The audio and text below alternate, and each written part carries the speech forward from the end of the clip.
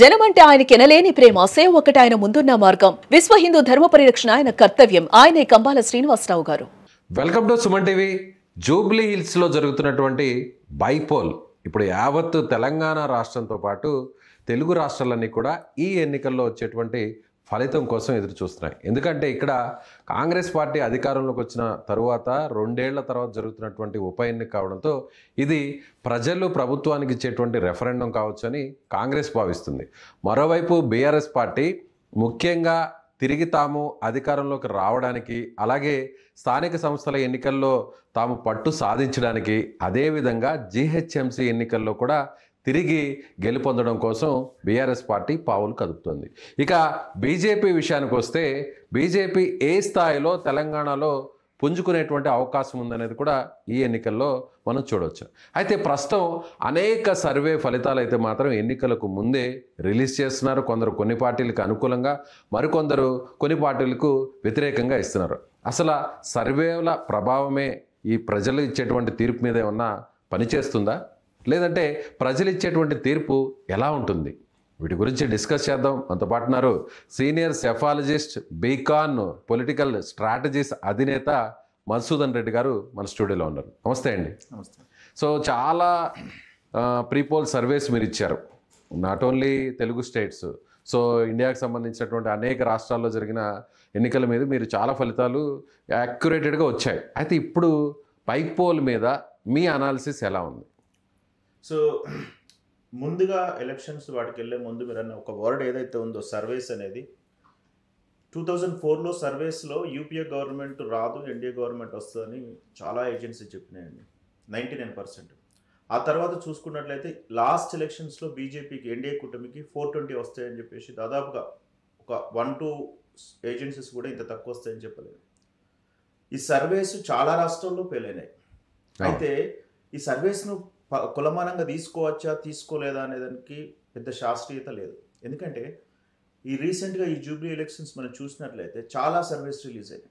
అంటే నాకేమనిపించిందంటే ఏ ఫ్యాక్టర్స్ తీసుకుంటారో తెలియదు, ఎర్రర్ మార్జిన్ ఎంత ఉంటుందో తెలియదు, ఎన్ని ఫ్యాక్టర్స్ మీద ఎంత ఓటు బ్యాంక్ అవుతుందో తెలియదు, అసలు పొలిటికల్ బ్యాక్గ్రౌండ్ ఎంత ఉందో తెలియదు.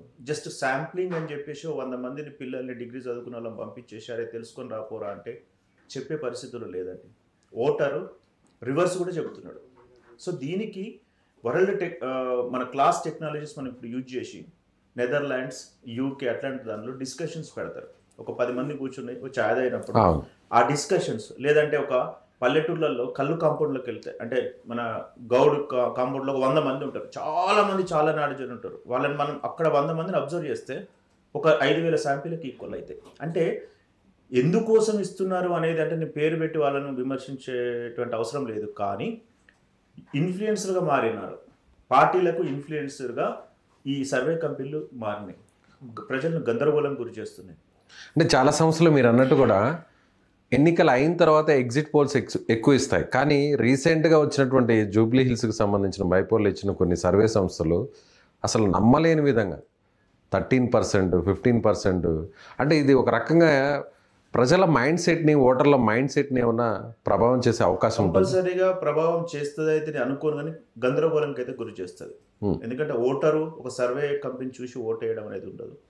ఇప్పుడు కొన్ని నేషనల్ లెవెల్లో ఉన్నటువంటి కొంతమంది సెఫాలజిస్టులు ఎవరైతే స్ట్రాటజిస్టులను మన రాష్ట్రానికి, ఆ రాష్ట్రాలకు తిరిగి 200 కోట్లు 300 కోట్లు ప్రాజెక్టులతో తీసుకుంటున్నారో వాళ్ళు కూడా ఇన్ఫ్లుయెన్స్ చేసి గెలిపించినవి చాలా సందర్భాల్లో ఫెయిల్ అయినవి ఉన్నాయి. అంటే పొలిటికల్ అవేర్నెస్ మన వాళ్ళకు లేక, అంటే మనం ఇచ్చిన పనులన్నీ మనం చేయలేక, ఓటర్ని అట్రాక్ట్ చేయలేకపోవడం వల్ల ఇలాంటి పరిణామాలు వస్తాయి. యాక్చువల్గా సర్వేస్ ఎట్లా ఉండాలంటే సార్, అసలు ఏది ప్రజలకు అవసరమో చెప్పాలా. ఎగ్జాంపుల్, మనం ఒక రిపోర్ట్ ఇచ్చినాం అనుకోండి, కొన్ని కీ ఫ్యాక్టర్స్ ఉంటాయి మా దాంట్లో, మేము రిలీజ్ చేస్తాం చూడండి. అసలు మేము డేటా తక్కువ ఇస్తాము, మ్యాటర్ ఎక్కువ ఉంటుంది. అంటే ఎలా అంటే అసలు ఏ కీ ఫ్యాక్టర్ జూబ్లీస్లో ఉంది, బస్తీలు డెవలప్ కాలేదు, బస్తీలు 70% అట్లే ఉన్నాయి, ఒక బండి కూడా పోయలేని పరిస్థితిలో ఉన్నాయి. సో డెవలప్ కావాలా, ప్రజల అభిప్రాయం ఏంటిది, డబ్బులు ఇస్తే ఓటు వేస్తారా, ఓటు మారుతుందా, వాడు ఒకటి 2,000 ఇస్తే మారుతుందా, వాడు 3,000 ఇస్తే మారుతుందా, అంటే మనీ పోల్ మేనేజ్మెంట్ ఎట్లా ఉన్నది, ప్రభుత్వ పనితీరు ఎట్లా ఉన్నది. ఇప్పుడు రీసెంట్గా అజరుద్దీన్ గారిని మినిస్టర్ ఇచ్చినారు, వీళ్ళది ఇచ్చినప్పుడు ఎంత ఓటు టర్న్అవుట్ అయింది, మైనారిటీస్ ఓట్లో టర్న్అవుట్ అయినాయి. అదేవిధంగా సోషల్ ఇంజనీరింగ్, అంటే కులాల పరంగా బీసీ టికెట్ ఇచ్చినారు కాంగ్రెస్ కాబట్టి ఎంత టర్న్అవుట్. అంటే రకరకాల ఒక 15 ఫ్యాక్టర్స్ పెట్టుకొని దాని ప్రకారంగా ఓటు ఎట్లా ట్రాన్స్ఫర్ అవుతుంది, ఓటర్ ఎట్లా ఉన్నారని చూసుకొని అది పెద్ద ఒక డేటా సైన్స్ ప్రకారం చేయాలి. కానీ ఇప్పుడు రీసెంట్గా నేను చూసిన సర్వేలను చూస్తే నవ్వు వస్తుంది. ఆడ ఇది పడ్డది, ఇది పడ్డది, అక్కడ ఇదైంది, అందుకోసం ఇది పెరిగింది, ఇది తగ్గింది. ఇది ఆర్టిఫిషియల్ ఇంటెలిజెన్స్ యుగం అండి. అంత ఇష్టం వచ్చినట్టు ఏది పడుతుంది సర్వేస్ ఇస్తే కుదరదు. అంటే నేను వాళ్ళకి ఎగనెస్ట్ అని కాదు, కానీ అది ఒక ప్యాషన్ అయిపోయింది. అంటే సబ్జెక్ట్ మీద అవగాహన లేక అసలు ఏం వాళ్ళకు 10 డెఫినేషన్స్ మీరు పిలిచి అడగండి, తెలియదు. టర్న్అవుట్ స్ట్రాటజీస్ తెలియదు, ఎర్రర్ మార్జిన్స్ తెలియదు, అసలు ఎట్లా ఇవ్వాలో తెలియదు. అంటే దేనివల్ల ఎంత గ్రాఫ్ మారుతుందో తెలియదు. కాబట్టి అంటే మీరు చెప్పినట్టుగా ఒక ట్రాన్స్పరెంట్గా జెన్యున్గా ఒక సర్వే రిపోర్టు రావాలి అంటే ఎలాంటి ప్రామాణికంగా చేయాల్సినటువంటి అవసరం? దీంట్లో చాలా ఉంటాయండి. ఈ మధ్యలో వచ్చినాయండి, మనకు ఫోన్ చేయగానే మీరు ఎవరు ఓటేస్తారు అని అంటారు. వాడు మిస్ అయ్యి ఒక 1 నొక్కబోయి 2 నొక్కినా రాంగ్ వెళ్ళిపోతుంది. అంటే నువ్వు శాంపిల్స్ కొంతమంది మిస్గైడ్ చేయడానికి కూడా వాంటెడ్లీ కూడా చేసి ఉంటారు. సో అది కాదు. రెండవది ఫేస్ టు ఫేస్ డిస్కషన్. ఇప్పుడు మీరంటే ఇంటెలెక్చువల్స్ ఉన్నారు, కూర్చుంటాం 1 అవర్ కూర్చుంటే కానీ మీ శాంపిల్ నాకు రాదు. ఇప్పుడు సిగరెట్ ఇద్దరి మధ్య డిస్కషన్ నడవాలి. సిగరెట్ షాప్ దగ్గరికి వెళ్తాం, వాడిని ఎవరికి ఎత్తావురా అంటాడు, వాడు అసలు చెప్పడు. వాడు చెప్పకుండా రివర్స్ చెప్తాడు, ఇంకా అమ్మో డబ్బులు వస్తాయో రావో అని చెప్పేసి. అయితే దీన్ని వీళ్ళు 6000 శాంపిల్స్ పంపించినాము, అక్కడ కోఆర్డినేట్స్ కలెక్ట్ చేసినాము, మేము ఇది చేసినాము, మా డేటా ఉంది. ఇది ఎంత ట్రాష్ నా దృష్టిలో. శాంపిల్స్ ఎట్లా ఉండాలంటే, అంటే ఎవరికి వాళ్ళ గొప్ప చెప్పుకుంటున్నారు కదా. గొప్పలు చెప్పుకోవడం కాదు, మీరు తీసుకునే శాంప్లింగ్ అనేది చాలా ఇంపార్టెంట్ అండి. బూత్ వైజ్ ఒక 10 మందిని సెలెక్ట్ చేసిన, వాళ్ళకి 5 ఇంటెలెక్చువల్స్, ఒక 2 ఎడ్యుకేటెడ్స్, ఒక 2 అన్ఎంప్లాయ్మెంట్స్, ఒకరు మైనారిటీస్, ఇట్లా తీసుకొని వాళ్ళతోని నువ్వు కూర్చొని వాళ్ళతో 1 గంట స్పెండ్ చేసి మేము ఇలా చేద్దాం అనుకుంటాం, గవర్నమెంట్కి ఇట్లా మా సర్వే వల్ల గవర్నమెంట్కి ఇలా లాభం ఉంటుంది, ఇంకేమైనా పనితీరు మెరుగుపరచుకోవచ్చు, నువ్వు వాళ్ళతో ఫ్రెండ్షిప్ చేస్తే ఖచ్చితంగా ఆన్సర్. కానీ ఈ లాస్ట్ 2-3 డేస్లో ఈ జూబ్లీ హిల్స్ బైపోల్కి సంబంధించి 2 సర్వే రిపోర్ట్స్ 3 వచ్చాయి. ఒకటి కాంగ్రెస్కి ఫేవర్గా వచ్చింది, 2 బీఆర్ఎస్కి ఫేవర్గా వచ్చాయి. ఆ బీఆర్ఎస్కి ఫేవర్గా వచ్చిన ఒక సర్వే రిపోర్ట్ అయితే చాలా చాలా వ్యత్యాసం ఉంది. సో నేను పేర్లు చెప్పదలుచుకోవట్లేదు. అలాగే ఇంకొక సర్వే సంస్థ కొంత గ్యాప్ ఇచ్చింది, అంటే ఒక 5% ఇవాళే వచ్చింది అనుకుంటా, 5% ఏదో బీఆర్ఎస్ పార్టీకి ఎడ్జ్ ఇచ్చింది. ఒక పర్సన్కి సంబంధించినటువంటి సెఫాలజిస్టు ఆయన కాంగ్రెస్కి ఇచ్చారు.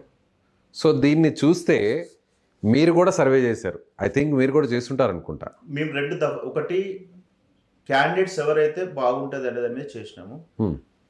మేము అనుకున్న క్యాండిడేట్ బీజేపీకి మాధవీలతకు కానీ, లేకపోతే మాధవీలత గారికి కానీ, దత్తాత్రేయ గారి కూతురు గారు ఇస్తే బీజేపీ బలపడుతుంది అనేది ఉన్నది. అన్ఫార్చునేట్లీ వాళ్ళ దేనికోసమో ఇది ఇచ్చినారు. మేము నవీన్ గారిది డైరెక్ట్గా అనౌన్స్ చేయడం జరిగింది. మేము 3 పేర్లు, అంటే మేము ఫస్ట్ టికెట్స్ ఎవరైతే అభ్యర్థులు బాగుంటుందో అనే దాని మీద రీసెర్చ్ చేసినాం.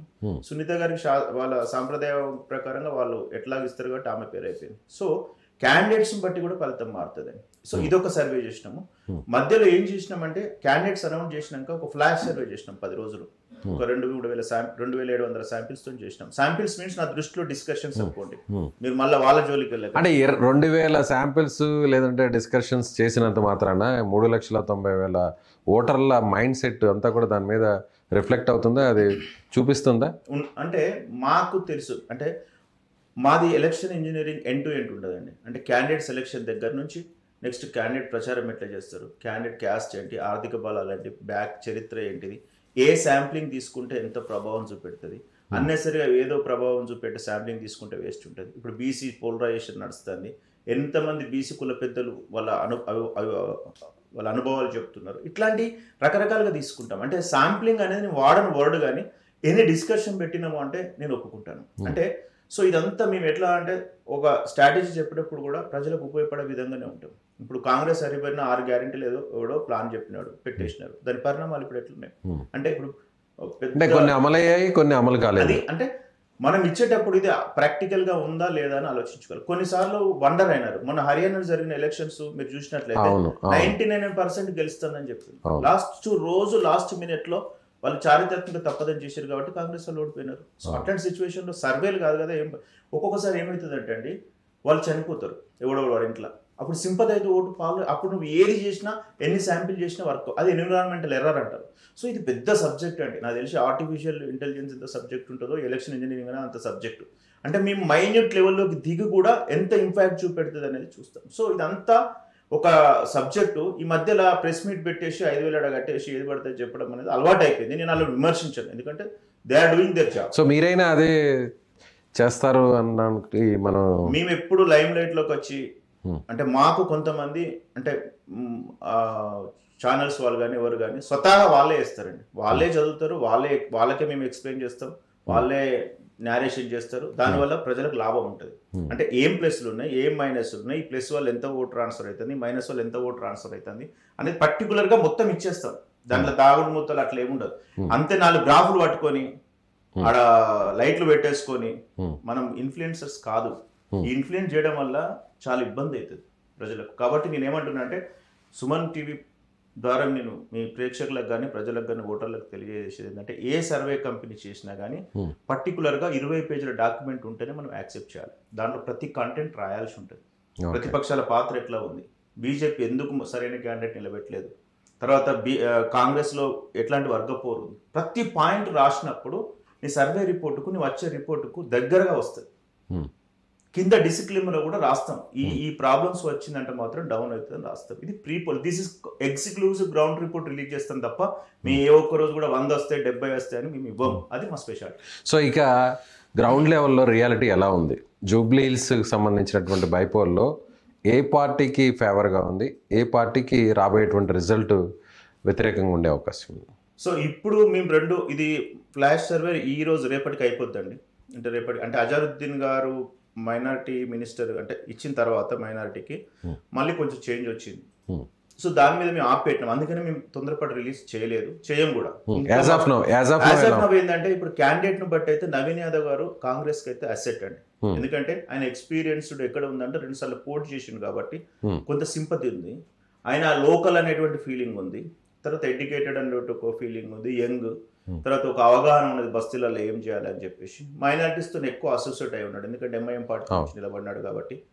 తర్వాత ఆయనకు వాళ్ళ నాన్నగారి వాళ్ళ కుటుంబ నేపథ్యం కూడా కొంత ఉంది, అంటే అది కొంతవరకు పాజిటివ్ ఉంది, కొంతవరకు నెగిటివ్ ఉంది. సో బీఆర్ఎస్ పార్టీ కూడా కేటీఆర్ కూడా ఆకురౌడి అని రకరకాలుగా లేనిపోని దానిలోకి వెళ్దాము. అయితే ఎప్పుడైతే ఈ ప్లస్లు మైనస్ ఒకటి ఏంటంటే ఎలక్షన్ ఇంజనీరింగ్ అనేది కొంచెం కన్ఫ్యూజన్ గురవుతున్నాడు. ఇప్పుడు ఆయన ఓన్ గా చేసుకున్నప్పుడు ఒక రకంగా ఉంటుంది, కాంగ్రెస్ పార్టీ టికెట్ ఇచ్చారు కాబట్టి వీళ్ళ ప్రిన్సిపల్స్ ఫాలో అవ్వాల్సి ఉంటుంది. ఈ మధ్యలో గ్యాప్ ఎలక్షన్ ఇంజనీరింగ్ అనేది చాలా థ్రెట్ ఉంది. అది ఈ మధ్యలో ఇంకా టైం ఉంది కాబట్టి maybe they can cover. So ఇవన్నీ నవీన్ గారి Naveen is the BC candidate first, అంటే బీసీ యాదవ్ క్యాండిడేట్. యాదవ్లో కొంచెం హైదరాబాద్లో డామినేటెడ్గానే ఉంటారు, కొంత వాయిస్ ఎక్కువ ఉంటుంది. సో మిగతా కులస్తులు కూడా ఆ గల్లీలో తిరుగుతారు కాబట్టి కొద్దిగా సపోర్ట్ చేసే లాస్ట్ మినిట్లో ఆలోచనకు వచ్చే అవకాశం ఉంటుంది.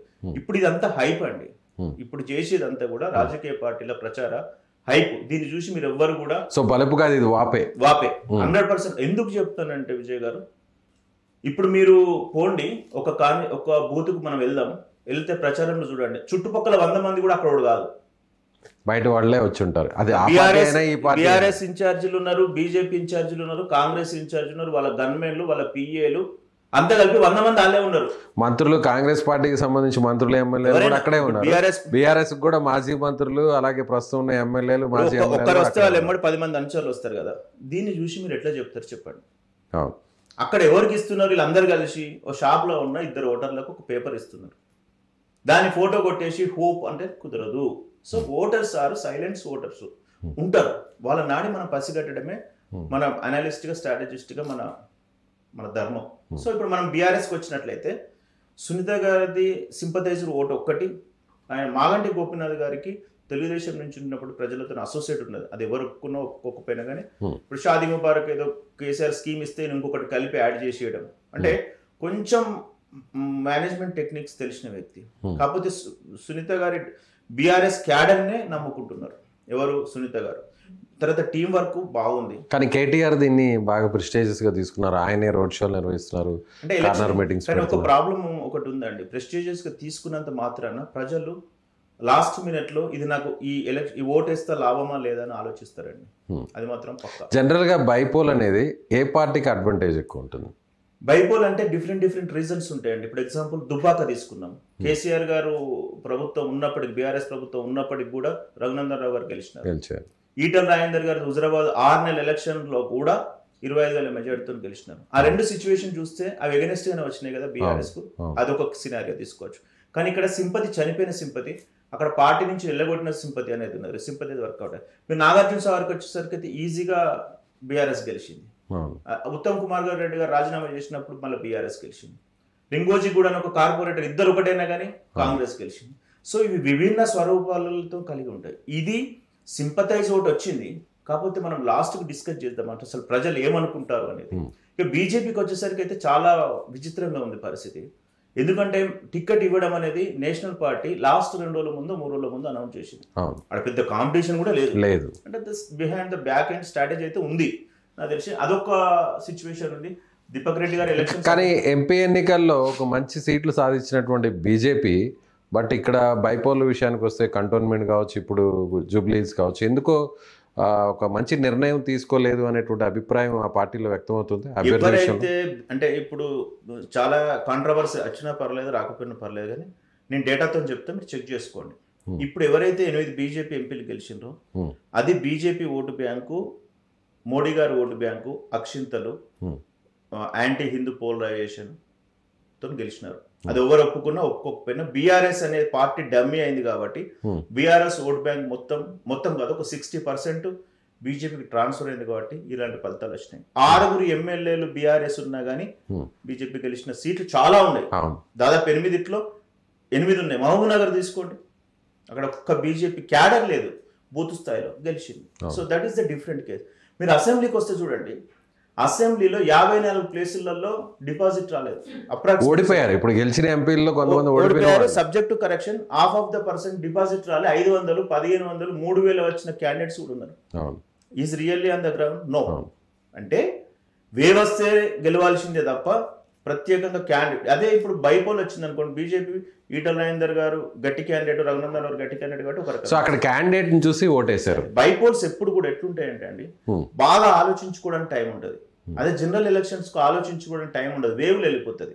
అంటే కాంగ్రెస్ లాస్ట్ టైం వేవ్ వచ్చింది కాబట్టి చాలా మంది కొత్త వాళ్ళు గెలిచినారు. దాదాపు 60% మెంబర్స్ అసెంబ్లీలో కాంగ్రెస్ నుంచి కొత్త గెలిచిన వాళ్ళే ఉన్నారు. అంటే వేవ్ వచ్చే ఎలక్షన్స్ జనరల్ ఎలక్షన్స్. అంటే ప్రజలు ఒక డిసైడ్ అయి ఉంటారు, ఇక వేయద్దు బీఆర్ఎస్ కు, కేసీఆర్ ను దించాలి, 6 గ్యారెంటీలు 7 గ్యారెంటీలు ఇవన్నీ ట్రాష్, ఎవరు చూడలే.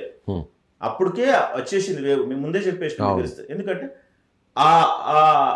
ఆ సందర్భం ప్రజలు కోరుకున్నారు. అంటే ప్రభుత్వం మీద ఉన్నటువంటి వ్యతిరేకతతోనే కాంగ్రెస్ పార్టీకి పట్టం కట్టారు లాస్ట్ టైం జనరల్ అసెంబ్లీ ఎలక్షన్లో కాంగ్రెస్కి అని చెప్తుంది, కొన్ని సర్వే సంస్థలు చెప్తున్నాయి. అయితే ఇంతలోపే బీఆర్ఎస్ మీద వ్యతిరేకత తగ్గి కాంగ్రెస్ పార్టీ మీద 2 సంవత్సరాల్లోనే వ్యతిరేకత పెరిగిపోయి బీఆర్ఎస్కి ఓటేయాలనేటువంటి పరిస్థితి వస్తుందా? సర్వే సంస్థలు కొన్ని చెప్పిన దాని ప్రకారం బీఆర్ఎస్ కు ఓటేసే పరిస్థితి అనను, కానీ సంక్షేమ పథకాలలో ఎక్కువ హామీలు ఇచ్చి, అంటే మీరు ఒక్కసారి దీనికి ఆన్సర్ కనీసం కాంగ్రెస్ పార్టీ నాయకులు చెప్పుకోలేని పరిస్థితిలో ఉన్నారు.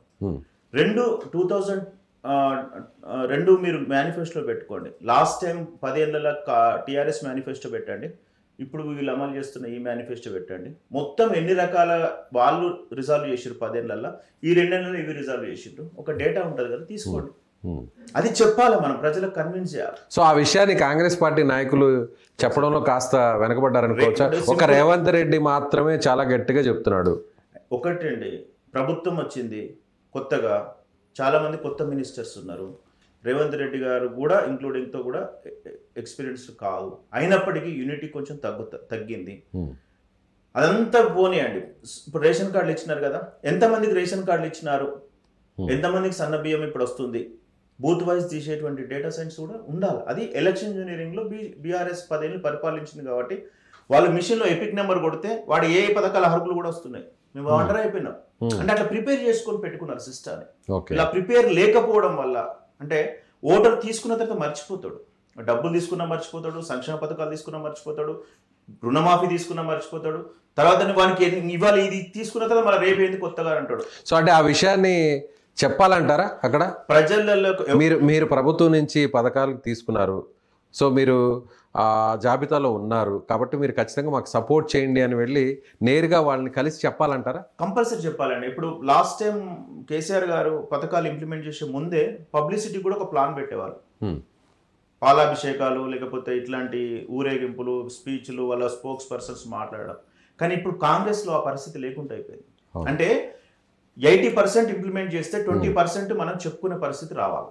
అది చాలా సో ఫైనల్గా మధుసూదన్ రెడ్డి గారు, మీరు ఆల్రెడీ కొన్ని శాంపిల్స్ కూడా కలెక్ట్ చేశారంటారు, ఫ్లాష్ సర్వే కూడా నిర్వహించారంటారు, ఇది మినిస్టర్ ఏదైతే అనౌన్స్ చేసిన తర్వాత అజరుద్దీన్ పేరుని.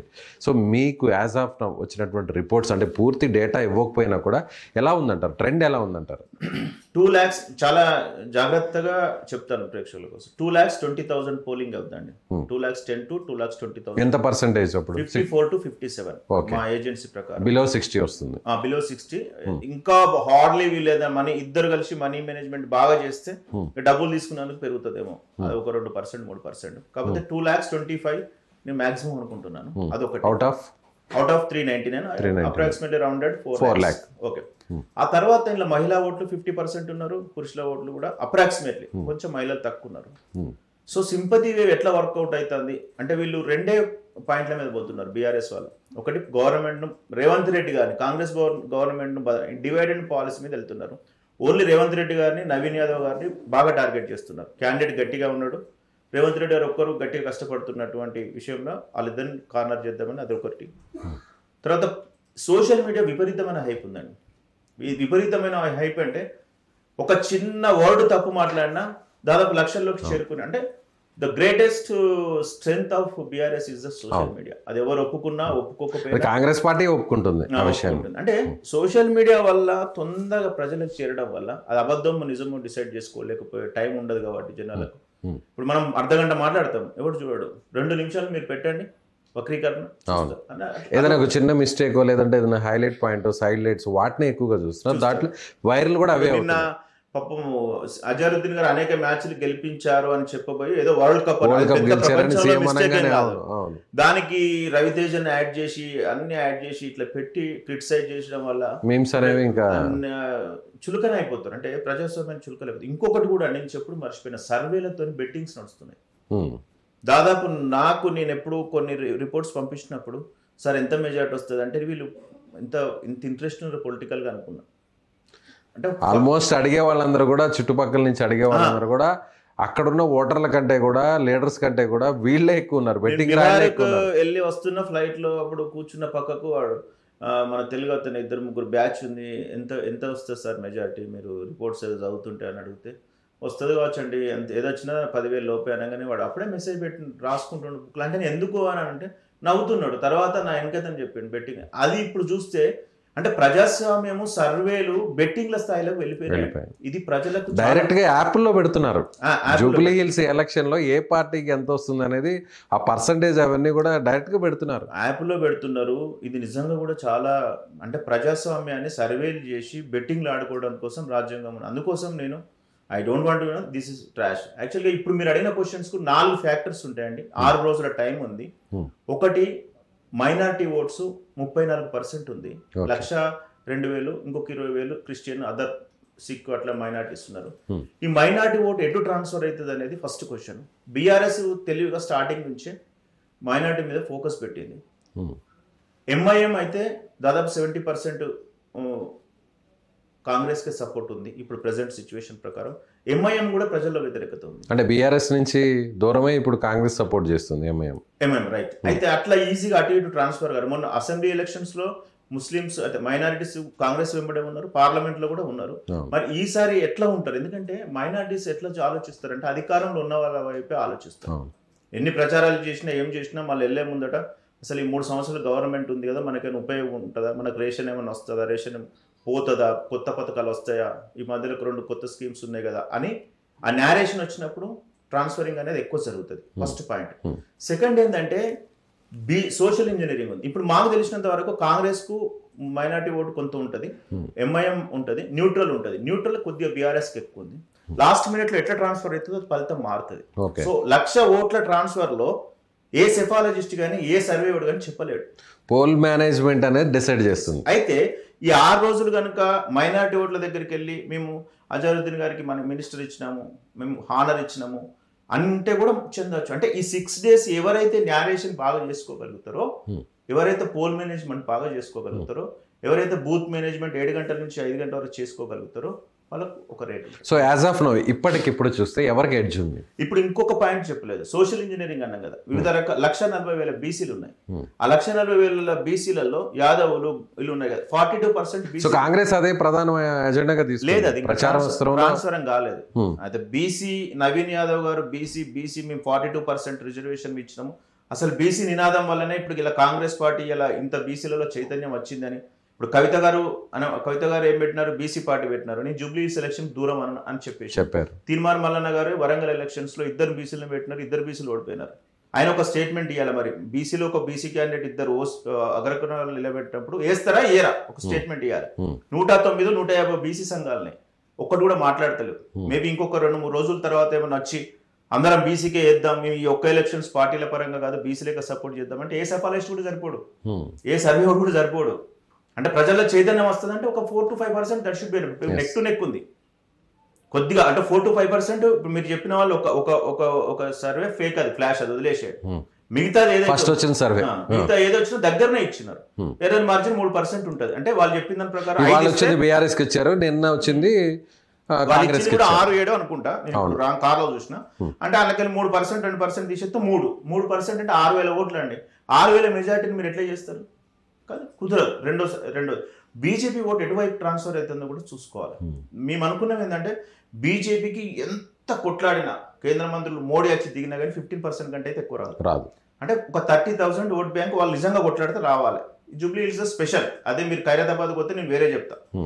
ఆ 30,000లో నాకు తెలిసినంత వరకు 8% నుంచి 9% పడుతున్నాయి సార్. అంటే 15,000 నుంచి 18,000 ఓట్ బ్యాంక్ వస్తుంది. ఎవరికి? బీజేపీ. ఆ మిగతాదంతా అటు దిక్కు యాంటీ ఇంకంబెన్సీ కన్సల్టేషన్ అటు పోయింది అనుకోండి, కొద్దిగా ఇంపాక్ట్ ఉంటుంది కాంగ్రెస్. అయితే ఓటు ట్రాన్స్ఫర్ అనేది కూడా చూసుకోవాలి. ఇది 3వది.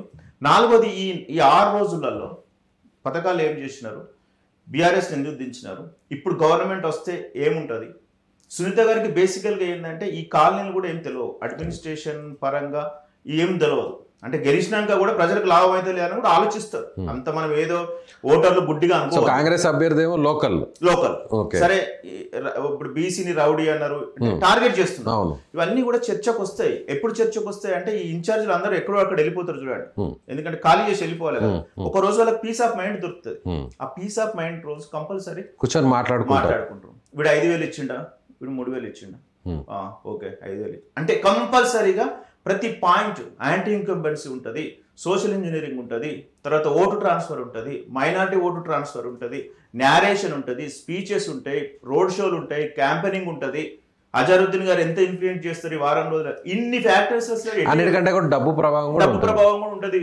ఎలక్షన్ 7 గంటల నుంచి 5 గంటల వరకు ఇన్ని రోజులు తిరిగి లాస్ట్ రోజు పడుకున్నారు అనుకో, అక్కడ పోలింగ్ చేయించుకున్న వాళ్ళకే ప్లస్ ఉంటుంది. అంటే ఇవన్నీ పెట్టుకొని మీరు దృష్టిలో మీరు మొత్తం మార్కెట్లోకి వెళ్ళి పేపర్లు చింపేసి మొత్తం నా సర్వే గొప్ప అంటే ఎవరు అసలు అది భగవంతుడు కూడా ఎవరు రక్షించలేడు. కాబట్టి నేను చెప్పేది ఏంటంటే ఈ 3 పాయింట్లతో పాటు ఈ 4వ పాయింట్ ఏదైతే ఉందో యాంటీ ఇన్కంబెన్సీ ఉన్నమాట వాస్తవం. ఆ యాంటీ ఇన్కంబెన్సీ ఎందుకోసం వచ్చిందంటే చేసింది చెప్పుకోలేకపోవడం వల్ల వచ్చింది. అంటే 2 సంవత్సరాల్లోనే యాంటీ ఇన్కంబెన్సీ అంత పెరుగుతుందా? ఒక్కటే ప్రజలు ఏం ఆలోచించారంటే కేసీఆర్ గారి ప్రతిష్ట తగ్గలేదు. కేసీఆర్ ముఖ్యమంత్రి ఉండాలనుకున్నారు, లోకల్లో ఉన్న ఎమ్మెల్యేల మీద చాలా వ్యతిరేకత వచ్చింది, దానివల్ల గవర్నమెంట్ పడిపోయింది. సేమ్ టైంలో లాస్ట్ టైం కాంగ్రెస్ గవర్నమెంట్ చాలా మంచి చేసింది. ఉన్న దాంట్లో పొంగులేటి శ్రీనివాసరెడ్డి గారు కానీ, ఇటు శ్రీధర్ బాబు గారు కానీ అందరూ ఒక యూనిటీగా ఫైట్ చేసినారు. గవర్నమెంట్ వచ్చిన తర్వాత ఏమైందంటే ఈ ఇంటర్నల్ పాలిటిక్స్ వల్ల ఈ ప్రాబ్లం వస్తుంది. యాంటీ ఇన్కంబెన్స్ వచ్చింది. ఇప్పుడు ఊర్లో 60% ప్రభుత్వ పనితీరు వల్ల కాదు, విభేదాలు ఇంటర్నల్ పాలిటిక్స్. ఇప్పుడు 60% బ్యాంక్ రుణాలు మాఫీ అయినాయండి, అయిపోయినాయి. ఈ 60% వచ్చినోడు వాయిస్ లేదు, 40% వచ్చినోడు రోడ్డు మీదకి వస్తున్నాడు. ఇప్పుడు ఫ్రీ బస్సులు పెట్టినారు, చాలా మంచి పథకము. నాకు సీట్ లేదు అని మహిళలు కొట్లాడుకున్న వీడియోలు బయట తీసిన. మహిళలకు అయితే ఉపయోగం ఉంది, దానివల్ల రెవెన్యూ పెరిగింది. టెంపుల్స్ పోతున్నాడు, వాడు హాస్పిటల్కి పోతున్నాడు. సీఎం రిలీఫ్ ఫండ్ ఏదైతే ఉందో ఒక సంతకం పెడితే నిమిషంలో ఫ్రీగా చేస్తున్నారు చాలా. అంతకుముందు అంటే ఇవన్నీ ఎవరు చెప్పాలా? కాంగ్రెస్ పార్టీ వాళ్ళే చెప్పాలి. అంటే ఎవరు సోషల్ మీడియా ద్వారా చెప్పచ్చు, వాళ్ళ స్పోక్స్ పర్సన్ అన్నిట్లో చెప్పింది కనీసం చెప్పుకుంటారన్నా కొంత యాంటీ ఇన్కంబెన్సీ తగ్గుతుంది అంటున్నా. అయితే జూబ్లీ హిల్స్కి ఇదంతా వర్తించదు. జూబ్లీ హిల్స్కి ఇప్పుడున్న 6 రోజులలో ఈ బీసీ ఓటు ఎట్లా టార్గెట్ అవుతుంది, బీసీ సంఘాలు ఎట్లా డిసైడ్ చేసుకుంటాయి, తర్వాత మైనారిటీస్ ఎట్లా డిసైడ్ చేసుకుంటారు. ఇప్పుడు 150 కోట్లు 200 కోట్లు కాంగ్రెస్ గవర్నమెంట్ రిలీజ్ చేసింది, అది స్టార్ట్ చేసేసిన వర్క్స్. మరి ఇవి రాకపోతే ఆగిపోతే అని ఆలోచిస్తే ఇంకొక ఇంపార్టెంట్ పాయింట్ ఏంటంటే ఈ ఎలక్షన్ తర్వాతనే జిహెచ్ఎంసీ ఎలక్షన్స్ ఉంటాయి ఫిబ్రవరిలో. అవును, ఇప్పుడు ఈ పనులు స్టార్ట్ అయినా కాకపోతే అక్కడ దెబ్బతింటారు కదా, సచ్చినట్టు చేయాల్సిందే. ఆనే ఆలస్యం కూడా చెప్పుకోవాలి. అవును, ఇవి ఎవ్వి లేవు, వస్తున్నారు, కరపత్రం ఇస్తున్నారు, వాట్సాప్ ఫేస్బుక్ లో పెట్టుకుంటున్నారు. ఇటు రేవంత్ రెడ్డి గారు చూస్తున్నారు, ఇటు కేసీఆర్ గారు చూస్తున్నారు ఉన్నారు. ఇప్పుడు కేసీఆర్ కూడా రాలేదు. ఒక్కటండి, ప్రతిపక్షం నాయకులు ఉన్నారు, కేటీఆర్ గారు తీసుకున్నారు. కేసీఆర్ గారు ఎందుకు రావద్దు అని అడుగుతా క్వశ్చన్. ఎందుకు రావద్దు? ప్రజల కోసం. ఇప్పుడు జూబ్లీ హిల్స్ ప్రచారం రావాలి కదా, ఎందుకు రారంటే ఒకళ్ళు ఓడిపోతే అది రిఫరెండం అవుతుంది. రేవంత్ రెడ్డి గారు ఓడిపోతే ప్రభుత్వానికి ఎట్లా రిఫరెండం అవుతుందో, కేసీఆర్ గారు ఒకవేళ ప్రచారానికి వచ్చి బీఆర్ఎస్ పార్టీ ఓడిపోయింది అనుకోండి, అది కేసీఆర్ గారికి చరిష్మాకు రిఫరెండ్. అంటే పొలిటికల్ పార్టీస్ వాళ్ళ యాంగిల్లోనే ఆలోచిస్తున్నారు, ప్రజల యాంగిల్లో ఆలోచించట్లేదు. కాకపోతే మనకున్న ఈ సర్వే దాని ప్రకారం అంటే ఏదైతే మనం రిజల్ట్ మేము 8 రోజు గ్రౌండ్ మేము రిజల్ట్ అన్నాం. సో ఇప్పుడు ఎడ్జ్ ఎవరికి ఉందంటారు? ఫైనల్ గా కంక్లూడ్ చేద్దాం. ఫస్ట్ టికెట్ అనౌన్స్ చేసినాక నవీన్ యాదవ్ గారికి చాలా హైప్ వచ్చింది. ఎంత పర్సెంటేజ్ ఉంది? ఒక దాదాపు 8 to 9% కాంగ్రెస్ నవీన్ యాదవ్ గారు ఇచ్చినాక 2-3 days లో హైప్ వచ్చేసింది election. First of all Congress party election ను చాలా ఈజీగా తీసుకున్నది. స్టార్టింగ్ లో 6 నెలల ముందు చనిపోయినప్పుడు ఎలక్షన్స్ వస్తుంది, బీహార్ తో ఎలక్షన్ వస్తుంది అనే విషయం 10th class పిల్లల్ని అడిగిన చెప్తారు. 6 నెలల లోపటి నుంచి మనం మొత్తం గ్రౌండ్ ఎలక్షన్ అనేది మన వ్యక్తి చనిపోయిన తర్వాత ఖచ్చితంగా 6 నెలల లోపే రావాలి. నువ్వు ఎగ్జామ్ కు 6 నెలల టైం ఇస్తే ఈ 10 రోజుల ముందు హడావుడిగా వచ్చి నేను గెలుస్తా అంటే కొద్దిగా ప్రాబ్లం అవుతుంది. అయితే జూబ్లీ హిల్స్ అనేది ఈజీగా గెలవాల్సిన కాన్స్టిట్యుయెన్సీ ఎవరికి? కాంగ్రెస్ పార్టీకి. మా లెక్కల ప్రకారం మీకు కావాలంటే ఒక 10 పేజీల బుక్ ఇస్తా. ఏది లేదు, డైరెక్ట్ టికెట్ అనౌన్స్ చేసిన గారికి హడావుడి. సో ఇది అంటే టికెట్ అనేది కూడా ముందే అనౌన్స్ చేస్తున్నా కూడా బాగుండేదే. అయితే ఇప్పుడు వాళ్ళు ఎట్లా భయపడ్డారు అంటే ఆస్పిరెంట్స్ ఎక్కువ ఉన్నారు వాళ్ళ దగ్గర అప్లై చేసుకున్న వాళ్ళు. బొంతురామన్ గారు ఉన్నారు, సిఎన్ రెడ్డి గారు ఉన్నారు, అంజన్ కుమార్ యాదవ్, వీళ్ళని సరదాసరికి 10-20 రోజులు పట్టింది. ఇప్పుడు బీఆర్ఎస్ లో ఒకటే ప్రాంతీయ పార్టీ కాబట్టి ఆమెకు అనౌన్స్ చేశారు కాబట్టి అయిపోయింది అక్కడ. సో ఇది ఇక్కడ బీజేపీలో వాళ్ళు ఎట్లయినా ఎలక్షన్ వదిలేసుకున్నారు, ఏదో క్యాండిడేట్ రిలీజ్ చేస్తారు. ఇక్కడ ఏమైందంటే ఈ అధికారంలో ఉన్నది కాబట్టి చాలా కాంపిటీషన్ ఉన్నది కాబట్టి ఇదంతా ప్రాబ్లం వచ్చింది. సో ఈ ప్రాబ్లం వస్తూ మళ్ళీ తర్వాత ఏమైందంటే బీఆర్ఎస్ వాళ్ళు కొద్దిగా అటాక్ చేయడం వల్ల పెరిగిపోయింది. ఎక్కడ అంటే మైనారిటీ ఓట్ అనే వాళ్ళు తర్వాత వేవ్ క్రియేట్ చేయడంలో ఆ మధ్యలో బీఆర్ఎస్ వాళ్ళు సక్సెస్ అయ్యారు. మళ్ళీ 3-4 రోజుల నుంచి మళ్ళీ అదేమైందంటే ఒక 3-4% మళ్ళీ కాంగ్రెస్ గ్రాఫ్ పెరిగింది. ఎందుకోసం అంటే మీ మధ్యలో బూత్ స్థాయిలో ప్రతి దాంట్లో మేము అబ్జర్వ్ చేసినాం, మేము ఏం సర్వే చేయలేదు, ఏం చేయలేదు, అసలు ఏం చేస్తున్నారు వీళ్ళని అబ్జర్వ్ చేస్తే కొంత మొబిలైజేషన్. అయితే హైదరాబాద్ బీఆర్ఎస్ ఒక బలం ఏంటంటే హైదరాబాద్ లో చాలా బలం ఉంటుంది. ఇప్పుడు ఈ చుట్టుపక్కల 20 మంది బీఆర్ఎస్ లే కాబట్టి ఒక రోడ్ షో పెట్టిరు అనుకోండి, ఒక ½ hour లో అందరు రావచ్చు. కానీ కాంగ్రెస్ కు బూత్ స్థాయిలో అంత లేదు. ఇప్పుడు అజారుద్దీన్ గారు మీరు అంటారు క్యాండిడేట్ కానీ అజారుద్దీన్ గారికి పట్టేం లేదు అక్కడ. ఒక కోర్ మైనారిటీ, ఒక లాయల్టీ, కేవలం మైనారిటీ కార్డును చూపించడం కోసం మాత్రమే కాంగ్రెస్ కు లాయల్టీగా ఉన్నాడు అనే పద్ధతిలోనే ఉన్నదానిలో ఎవరు లేరు, మైనారిటీ గెలిచిన వాళ్ళు లేరు, ఇప్పుడు ఎవరికి ఇచ్చిన ప్రాబ్లం. సో అది ఒక వ్యాలిడ్ అయితే ఎంతో కొంత ఇంపాక్ట్ ఉంటుంది. కానీ ఈ ఆపరేషన్ 6 days ఎవరైతే పర్ఫెక్ట్ గా ప్రిపేర్ అవుతారో ఫలితం తారుమారు అవుతుంది. అయితే దీన్ని ఎవరు మంచిగా ప్రిపేర్ అంటే ఇంకా చాలా ఎనఫ్ టైం ఉందండి. 6 days ఒక్క డే సరిపోతుంది ఫలితాన్ని తారుమారు చేయడానికి. సో నేను చెప్పినటువంటి సోషల్ ఏరియా బీసీ ఓటు ఎట్లా మైగ్రేట్ అవుతుంది, మైనారిటీ ఓటు ఎట్లా మైగ్రేట్ అవుతుంది, తర్వాత ప్రజలు అభివృద్ధి వైపు ఆలోచిస్తారా, లేకపోతే చిన్న చిన్న పనులు అయితే ఇప్పుడు డ్రైనేజ్ తీయాలండి, రోడ్ వేయాలి, ఆల్రెడీ స్టార్ట్ అయ్యింది. ఓడిపోయిన తర్వాత స్వతహా మన ఫీలింగ్ ఎట్లుంటే నన్ను ఒడగొట్టి నేనేం చేస్తానంటారు. కేసీఆర్ గారు అంటాను కదా, కాంగ్రెస్ కు ఇచ్చి నన్ను అడుగుతారు ఏందనే విషయం వీళ్ళంటే అంతేగా ఆ భయం కూడా ఉంటుంది. అయితే మనం అనుకోము, ఓటర్ ఆలోచిస్తాడు. వాడు పాంటర్లో కూర్చున్నాడు ఎప్పుడు ఆలోచిస్తూనే ఉంటాడు. మనం అనుకుంటాం వీడికి ఏం తెలియదు అని అనుకుంటాం, వాడు చెప్పేది ఒకటి చెప్తాడు, మన మైండ్లో ఒక ప్రాసెస్ తిరుగుతూ ఉంటుంది. సో ఇలాంటి చాలా జరుగుతాయి. నాకు తెలిసినంత వరకు అయితే మా మార్జిన్ ఎప్పుడు 3% ఉంటుందండి. మాకు 4%, 5% కాంగ్రెస్కి ఎడ్జ్ కనిపిస్తుంది. కానీ ఆ మార్జిన్ ఎర్రర్ దాటి ఎప్పుడు ఒక 4% ఎక్కువ ఉన్నప్పుడే మాకు కాన్ఫిడెంట్ వస్తుంది. అందుకోసం మేము కొద్దిగా ఏం చేస్తున్నామంటే ఇంకొక ఈ 4 రోజులు, ఈ 3 రోజులలో ఇంకేమైనా చేంజెస్ జరుగుతాయా అంటే స్ట్రాంగ్ అవుతుందా, లేకపోతే ఇంకా క్యాంపెయినింగ్లో ఏమైనా ప్రాబ్లమ్స్ వస్తాయి చూసిన తర్వాత మోస్ట్ ప్రాబ్లీ 8th రోజు మేమేం సర్వేలు గిర్వేలు ఏం రిలీజ్ చేయం, ఎక్స్క్లూజివ్ గ్రౌండ్ రిపోర్ట్ రిలీజ్ చేస్తాం. ఎంత అంటే సోషల్ ఏరియాలో ఎంత మైగ్రేట్ అవుతుంది, మైనార్టీలు ఎంత మైగ్రేట్ అవుతుంది, బీసీలు ఎంత మైగ్రేట్ అవుతున్నారు చూసి చేస్తాం. కాకపోతే నవీన్ యాదవ్ గారికి క్యాండిడేట్ అవ్వడం వల్లే కాంగ్రెస్ పార్టీకి బలమైంది, అది మాత్రం చెప్పగలుగుతాం. Right sir, thank you so much.